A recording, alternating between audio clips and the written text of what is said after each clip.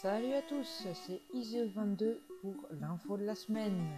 Il est 8h30, il fait nuit, il n'y a pas de lune dans le ciel et c'est donc le moment parfait pour faire l'info de la semaine sur le Slenderman. Eh bien c'est très simple, mais tout d'abord, sachez que à la base le Slenderman est un mème. Et oui, c'est exactement la même chose entre le Slenderman et le Nyan Cat. Ouais, il n'y a pas photo. Entre les deux, moi perso, je choisis le Slender Cat. Ouais. Bon, sinon, si vous pensez que le Slenderman est un personnage issu du jeu Slender ou si vous n'en avez jamais entendu parler, ce qui est pire encore d'ailleurs, alors vous avez raté votre vie, celle de votre enfant, de vos petits-enfants, de vos arrière-petits-enfants et de toutes les générations à venir jusqu'à la fin de l'existence des humains. Vous êtes passé à côté de la légende urbaine la plus terrifiante ou pas, qui soit. Pourtant, lorsqu'on prend la peine de chercher, on trouve de nombreuses informations sur Internet.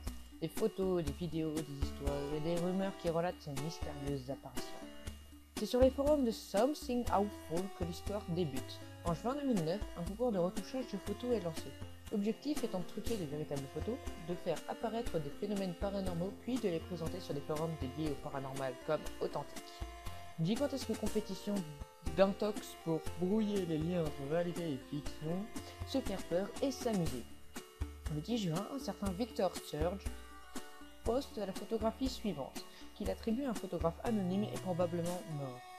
Ce n'est qu'un groupe d'enfants, mais ils semblent troublés. Observez leurs regards, remarquez leurs pas pressés. Derrière eux, un homme, un grand homme. Il porte un costume noir et ses bras sont très longs. Dans le même message, il poste une deuxième photographie. Un paisible parc de jeu, peut-être. Mais qui est cet étrange et grand homme qui se tient raide, menaçant dans l'ombre de l'âme? Quelles sont ses tentacules autour de lui? La photo a été prise le jour de la disparition de 14 enfants. Une semaine plus tard, la bibliothèque où était entreposée la photo brûlait dans un mystérieux incendie. On aurait nommé cet homme-là le Slenderman. Car c'est un homme qui est mince. Oui. Si le Slenderman était gros, ce serait Batman. C'est moins classe. Ouais. Bon. À partir de la publication de ces deux photos sur le forum, les témoignages se multiplient. Ils ne proviennent non plus de Surge, mais d'autres internautes qui font vivre le mythe à leur tour. Les photos reprennent souvent le même principe, montrer une situation a priori banale, souvent avec des enfants, mais insérer la figure de Slenderman quelque part en arrière-plan pour rendre la scène effroyable. Tout tente d'avoir l'air authentique. Ce qui rend ce monstre si terrifiant, c'est ce qui a fait de véritables légendes urbaines. C'est qu'on le fait passer pour réel. Les photos sont montrées en contexte avec des rapports de police et des articles de journaux. On a par exemple un rapport sur la disparition de campeurs retrouvés dépecés, ainsi qu'une série de pièces à conviction sur l'enlèvement d'un enfant lors d'un anniversaire. Summum de l'authenticité, on trouve l'appel à l'aide d'un homme qui nous écrit depuis son domicile où il a été suivi par le Slenderman. Ce sont des documents qui créent l'identité du Slenderman telle qu'on la connaît à ce jour.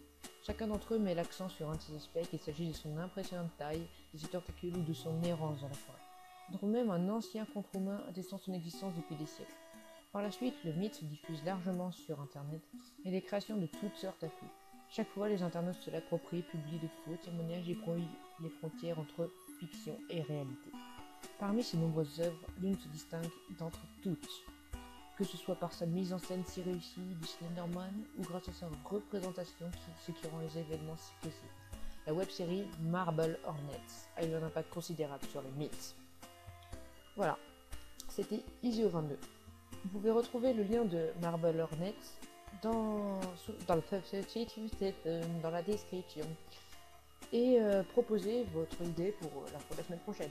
D'ailleurs, cette info de la semaine, particulièrement long d'ailleurs, a été demandée par je ne sais plus qui, mais dont le nom s'affiche actuellement sur votre écran. Donc voilà, sinon vous pouvez poster un commentaire, ce qui me ferait énormément plaisir. Vous pouvez aussi liker si vous avez liké, si vous avez aimé, et vous abonner parce que si on aime, on ne compte pas, et oui.